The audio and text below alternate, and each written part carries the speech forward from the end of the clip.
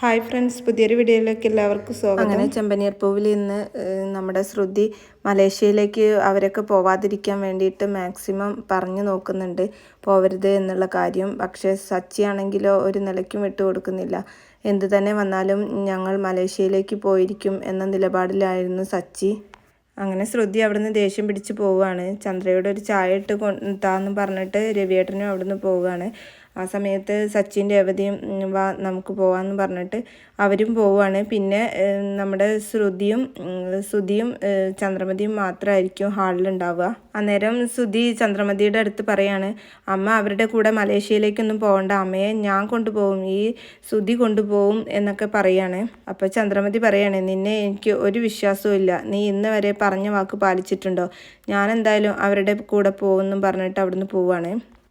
പിന്നീട് ശ്രുതി റൂമിൽ ഇങ്ങനെ ആലോചിച്ച് ഇങ്ങനെ നടക്കുകയാണ്, ഇനി എന്താ ഇപ്പം ചെയ്യാന്നുള്ള രീതിയിൽ. അപ്പം പിന്നീട് ശ്രുതി സ്വയം പറയാണ്, എന്തായാലും അവരുടെ യാത്ര മുടക്കിയേ പറ്റൂ, വേറെ വഴിയൊന്നുമില്ല. ശ്രുതിയുടെ അടുത്ത് തന്ത്രപൂർവ്വം സംസാരിച്ചിട്ട് യാത്ര മുടക്കാം എന്നൊക്കെ. പിന്നെ കാണിക്കുന്നത് സച്ചിയും രേവതിയും ശ്രുതിയെ പറ്റി ഇങ്ങനെ സംസാരിച്ചിരിക്കുകയാണ്. അപ്പോൾ സച്ചി ചോദിക്കും, എങ്ങനെയുണ്ട്? അപ്പോൾ രേവതി പറയും, സൂപ്പറായിട്ടുണ്ട്, ഇനി അവൾക്ക് ഒഴിഞ്ഞു മാറാനൊന്നും പറ്റില്ല, തന്ത്രപൂർവ്വം അവളെ കുടിക്കേ പറ്റൂ എന്നൊക്കെ സച്ചിയും പറയാണ്. അന്നേരം രേവതി പറയാണ്, മലേഷ്യയിലേക്കാന്ന് പറഞ്ഞപ്പോൾ അവളുടെ ഒഴിഞ്ഞുമാറ്റം കണ്ടില്ലേ?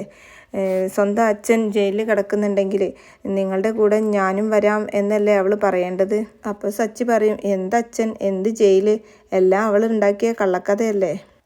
അവളുടെ അച്ഛൻ മലേഷ്യയിൽ നിന്ന് വരാതിരിക്കാൻ വേണ്ടിയിട്ട് അവളൊരു പ്ലാൻ ഉണ്ടാക്കി. ഇനി നമ്മൾ മലേഷ്യയിലേക്ക് പോവാതിരിക്കാൻ വേണ്ടിയിട്ട് ഇനി അവൾ വേറെ പ്ലാൻ ഉണ്ടാക്കും.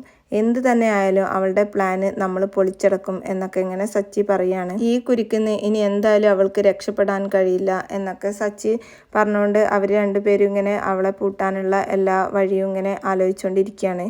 ആ സമയത്ത് ശ്രുതി ഇങ്ങനെ ഇനി എന്താ ചെയ്യാന്നുള്ള ആലോചിച്ചുകൊണ്ട് ഇങ്ങനെ ഇരിക്കുന്ന സമയത്താണ് ശ്രുതി കുളിയും കഴിഞ്ഞ് വരുന്നത് കാണുന്നത്. അന്നേരം ശ്രുതിയെ കാണിക്കാൻ വേണ്ടിയിട്ട് ഉറക്കെ കരയും. അത് കണ്ടിട്ട് ശ്രുതി ചോദിക്കും, എന്താ ശ്രുതി, എന്താ നിനക്ക് പറ്റിയത്, നീ എന്തിനാ ഇങ്ങനെ കരയുന്നത്? അപ്പോൾ ശ്രുതി പറയാണ്, ഞാൻ എങ്ങനെ കരയാതിരിക്കും, എൻ്റെ അച്ഛനെ അവർ ജയിലിൽ ചെന്ന് കണ്ടിട്ടുണ്ടെങ്കിൽ അച്ഛനത് എത്രത്തോളം മോശം ഉണ്ടായിരിക്കും, അവരെ എങ്ങനെ അച്ഛൻ ഫേസ് ചെയ്യും, അതൊക്കെ ഇവർ ആലോചിക്കണ്ടേ. എന്തായാലും ഈ യാത്ര ശ്രുതി മുടക്കണം, ശ്രുതി എൻ്റെ കൂടെ നിന്നേ പറ്റൂ, അമ്മയുടെ അടുത്ത് സംസാരിക്കണം എന്നൊക്കെ പറഞ്ഞിട്ട് ശ്രുതിയെ ഇങ്ങനെ അവരുടെ മുന്നിലേക്ക് ഇളക്കി വിടുകയാണ്. എന്നിട്ട് ശ്രുതിയുടെ അടുത്ത് പറയാണ്, എനിക്കൊരു വിഷമം വന്നാൽ ശ്രുതി എൻ്റെ കൂടെ നിൽക്കില്ല, സച്ചിയെ കണ്ട് പഠിക്കുക, രേവതിക്ക് എന്ത് വിഷമം വന്നാലും സച്ചി കൂടെ നിൽക്കുന്നത് കണ്ടിട്ടില്ലേ, നീ സ്ട്രോങ് ആയിട്ട് പറഞ്ഞാൽ അവർ കേൾക്കും, പറയേണ്ട രീതിയിൽ പറഞ്ഞാൽ അവർ കേൾക്കും എന്നൊക്കെ പറയുമ്പം ശ്രുതി പറയും, ശരി, ഞാൻ അവരുടെ അടുത്ത് സംസാരിക്കാമെന്ന് പറഞ്ഞിട്ട് സംസാരിക്കാൻ വേണ്ടി പോവുകയാണ്. പിന്നീട് കാണിക്കുന്നത് ഹാളിൽ രവിയേട്ടൻ്റെ കാലിന് ഇങ്ങനെ നമ്മുടെ ശ്രീകാന്ത് തൈലം ഇട്ട് ഒഴിഞ്ഞു കൊടുക്കുന്ന സമയത്തായിരിക്കും ശ്രുതി അവിടേക്ക് കടന്നു വരിക. എന്നിട്ട് ശ്രുതി ചന്ദ്രമതിയുടെ അടുത്ത് പറയും, അമ്മ ഇതൊന്നും ശരിയല്ല അമ്മേ, എന്താ ശരിയല്ലാത്തത്, നിങ്ങൾ മലേഷ്യയിലേക്ക് പോകണ്ട, വേറെ എവിടേക്ക് വേണമെങ്കിലും പോയിക്കോ, പക്ഷെ അവിടേക്ക് മാത്രം പോവരുത് എന്ന് പറയാണ്.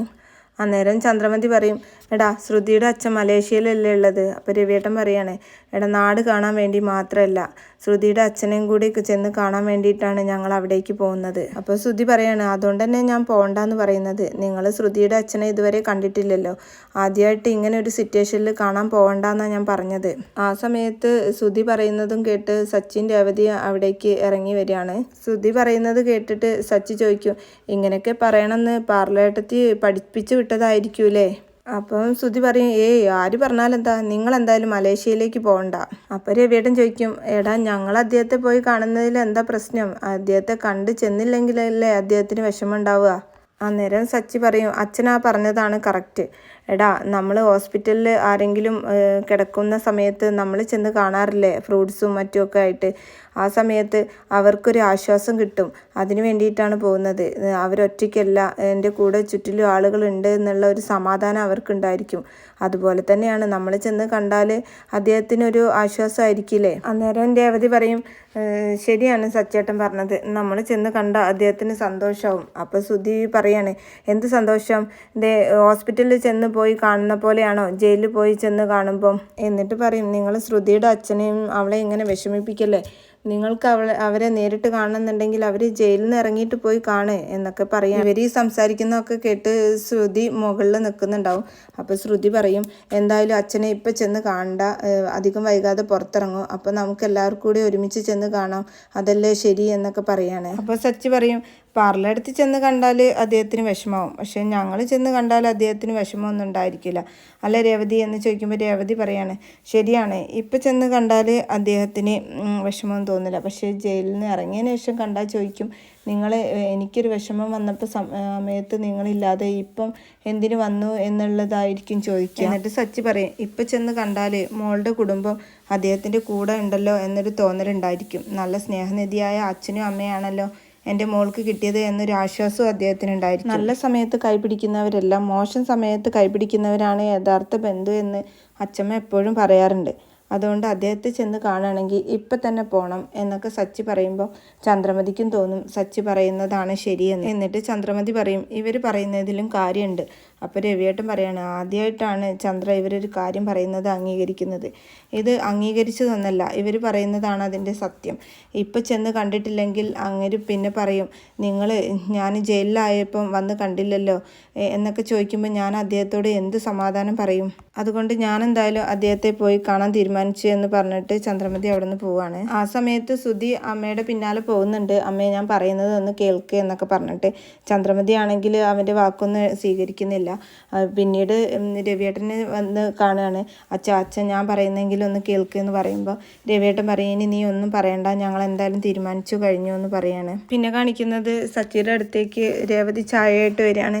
അപ്പോൾ സച്ചി രേവതിയോട് പറയാണ്, ഞാൻ ആദ്യം പറഞ്ഞില്ലേ രേവതി, എന്തായാലും ശ്രുതി പുതിയ പ്ലാനൊക്കെ ആസൂത്രണം ചെയ്യും എന്നുള്ളത്. ശ്രുതി പറയുന്ന എന്ത് കാര്യവും അമ്മ അനുസരിക്കുക എന്ന ധൈര്യത്തിലാണ് പാർലേട്ടത്തി അവനെ പറഞ്ഞു വിട്ടത്, പക്ഷെ അത് ഏറ്റില്ല. അപ്പോൾ രേവതി പറയണേ, എന്നാലും അമ്മയ്ക്കിത് എന്ത് പറ്റി, ആദ്യമായിട്ടാണല്ലേ ഇങ്ങനെ. അപ്പോൾ സച്ചി പറയും, അതെ, ഇപ്പം ശ്രുതിയല്ല കടയുടെ ഓണർ, എന്തെങ്കിലും കാരണം പറഞ്ഞ് അച്ഛൻ്റെ 50 ലക്ഷം കൊടുക്കണം. അതിന് എന്തെങ്കിലും സൂത്രം പറഞ്ഞിട്ട് ശ്രുതിയുടെ അച്ഛൻ്റെ അടുത്തുനിന്ന് ആ 50 ലക്ഷം വാങ്ങിക്കാനാണ് അമ്മയുടെ പ്ലാന്. അതുകൊണ്ട് തന്നെ ആര് പറഞ്ഞാലും അമ്മ ഈ യാത്രയിൽ നിന്ന് പിന്മാറൂല.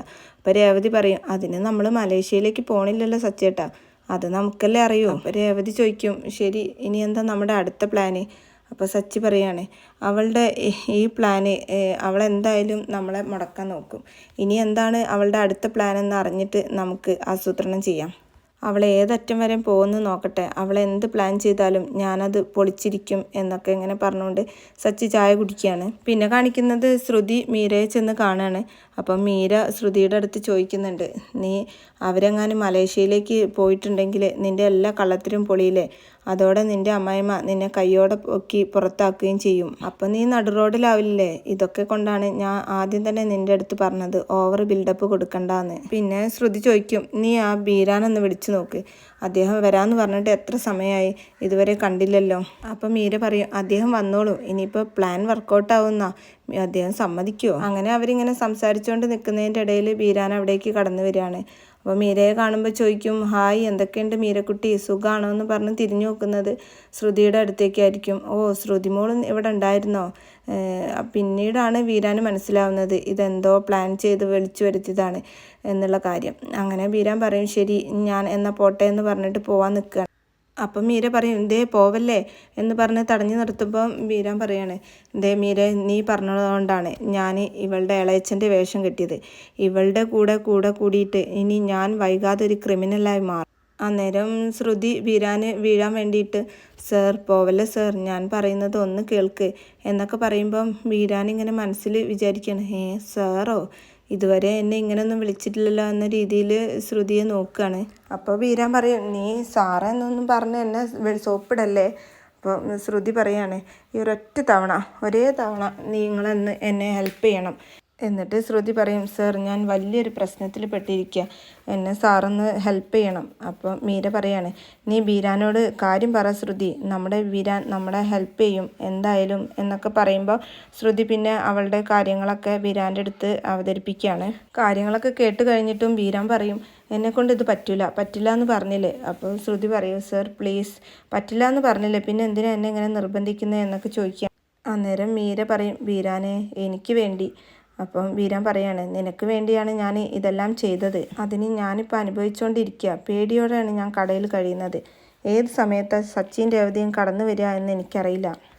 സച്ചിയെങ്ങാനും ഈ സത്യങ്ങളെല്ലാം അറിഞ്ഞാലുണ്ടല്ലോ എന്നെ കെട്ടിത്തൂക്കിയിട്ട് എന്താ പറയുക, എൻ്റെ മനസ്സമാധാനം പോയി എന്നൊക്കെ വീരാനിങ്ങനെ പറയും. വീണ്ടും ശ്രുതി ഇങ്ങനെ റിക്വസ്റ്റ് ചെയ്യുമ്പോൾ വീരാൻ പറയും, നേർവഴിക്ക് നടക്കണമായിരുന്നു, കള്ളത്തരം കാണിച്ചാലേ ഇതായിരിക്കും സ്ഥിതി, ഇപ്പം ഞാനും അതുപോലെ ആയി എന്നൊക്കെ പറയുമ്പോൾ ശ്രുതി പറയാണ്, വീരാൻ ഇപ്പം എന്നെ സഹായിച്ചിട്ടില്ലെങ്കിൽ ഞാൻ ആത്മഹത്യ ചെയ്യേണ്ടി വരും, വേറെ എനിക്കൊരു വഴിയില്ല. അതുകൊണ്ട് ഈ ഒരു തവണ മാത്രം സാർ എന്നെ ഒന്ന് സഹായിച്ചാൽ മതി, പിന്നെ ഞാൻ ശല്യപ്പെടുത്തേയില്ല. അപ്പോൾ ശ്രുതിയും പറയും, വീരാനെ ഈ ഒരു തവണ, ഒരേ ഒരു തവണ അതിനും കൂടെ ഒന്ന് കൂട്ടി നിൽക്ക്, പിന്നെ ഈ കാര്യം പറഞ്ഞ് ഞങ്ങൾ വരില്ല. അന്നേരം വീരാൻ പറയും, ഇതിനൊക്കെ ഞാൻ എന്ത് പറയാനാ, ഇവളെ കാണുമ്പോഴാണെങ്കിൽ ഒരു പാവം തോന്നുന്നു. ശരി, ഞാൻ സമ്മതിക്കാം എന്ന് പറഞ്ഞിട്ട് വീരാൻ സമ്മതിക്കുകയാണ്.